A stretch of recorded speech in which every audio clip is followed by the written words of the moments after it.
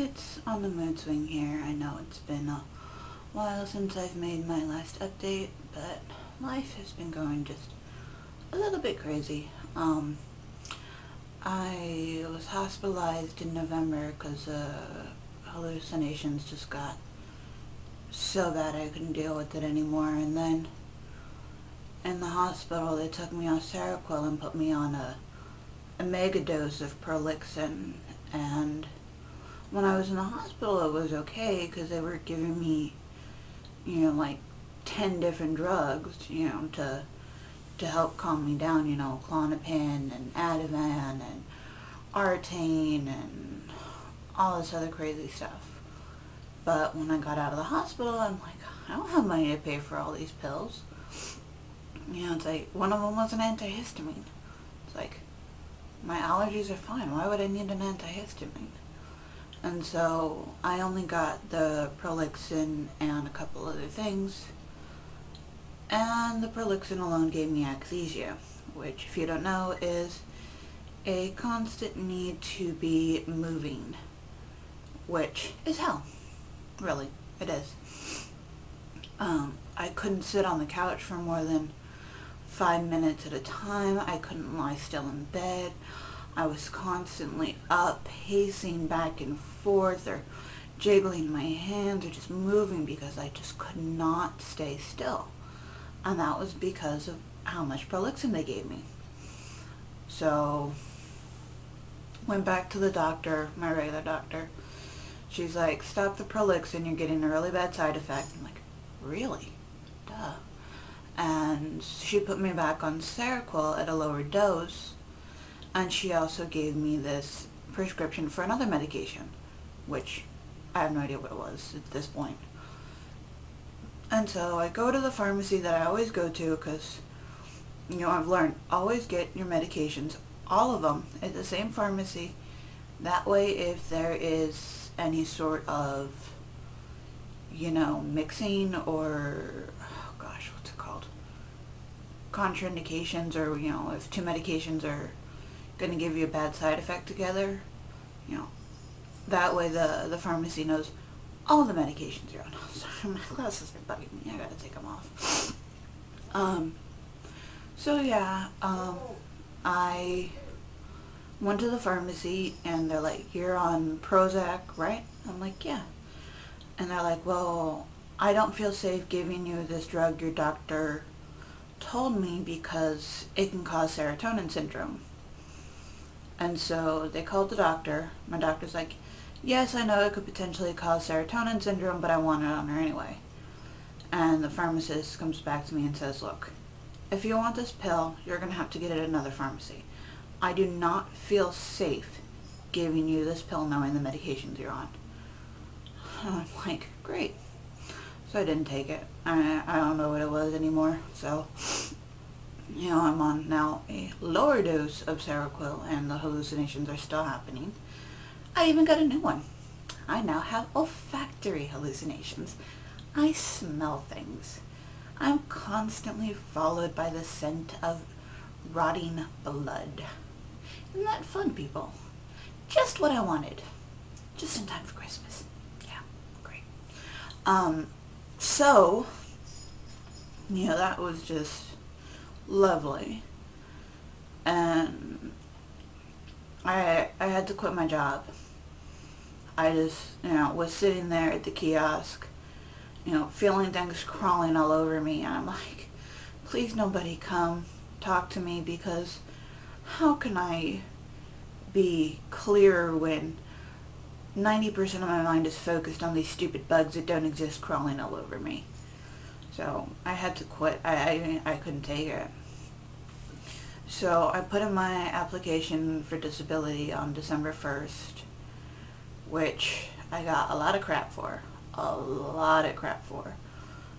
From Geo, from my stepdad, from my mom, from my mother-in-law, from everybody that I told, And I'm sure if I talked to my therapist, she'd probably say the same thing. But it was the only decision that made sense, I mean, I couldn't work. The hallucinations were too bad. Sorry, my cat's in the room. I couldn't work because the hallucinations were too bad. I couldn't get unemployment because I hadn't been at the job long enough to qualify for unemployment. My health insurance was running out, which now I'm currently have no health insurance, and I'm out of pills, which is, lovely in itself. So, it's like I couldn't get unemployment, and I was too disabled to work. Like, literally, it's like, how can I hold down a job when I'm hallucinating every day? It's just, it doesn't make sense. So, I applied for disability and got a lot of crap for it, and, since December 1st, I haven't been able to get any sort of income, so January's rent was begged off my mother-in-law, which I got a nice lecture from her about disability. And February's rent, luckily, was paid for by my tax return, which came in time. After scouring the house for like every pay stub I could find, and getting the taxes done just in time for rent. So my tax return came in, and so I had money for rent, so that's taken care of. But March, I don't know. We'll figure something out, I guess. And then yesterday I had my doctor's appointment for disability, and he, at the end of the appointment, I asked him point blank, I'm like, do you think I qualify? He's like, yeah, you qualify, but you're probably going to get turned down the first time, so, don't give up. I'm like, well, okay. And I talked to a couple people, and they said that the doctor wouldn't say I qualified if I didn't, that he would be straight with me. It just, jeez. On February 2nd, I had a horrible day, and for those of you who are close to me, you know what happened that day, and if you don't and you kind of want to know, you can send me a message. I don't want to say the height of my stupidity that day on camera. And then